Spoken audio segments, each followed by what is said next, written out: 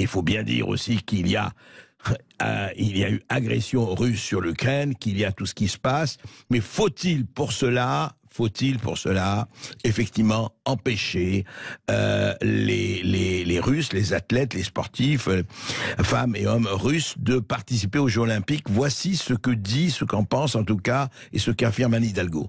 Il y aura une délégation russe aux Jeux de Paris.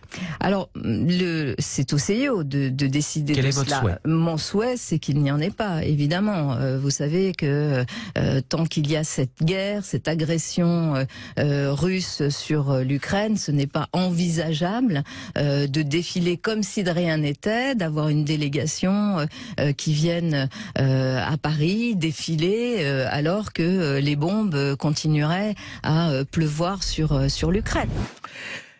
Alors écoutez, c'est une vraie question. Est-ce que quand un pays a agressé un autre pays, ou en tout cas quand un pays est en guerre avec notre pays et qu'on estime que c'est l'agression, il faut l'empêcher de participer aux Jeux Olympiques, qui est, je le rappelle, une manifestation mondiale. Mais alors à ce moment-là, encore une fois, Anne Hidalgo, et je crois que c'est valable pour tout le monde, alors à ce moment-là, appliquons cela à tout le monde. Pas de deux poids et deux mesures. Je rappelle un exemple, que l'Arabie Saoudite, depuis 10 ans, bombarde le Yémen. 300 000 morts, hommes, femmes et enfants, au Yémen. Et puis, je pourrais citer le traitement des Ouïghours par la Chine, etc., etc., etc. Je pourrais citer toutes les guerres, il faut le dire, ce sont des guerres qui sont dans le monde. Pourquoi? Parce que celles-ci se passent en Europe, donc les Russes sont les seuls pelés galeux d'où vient tout le mal.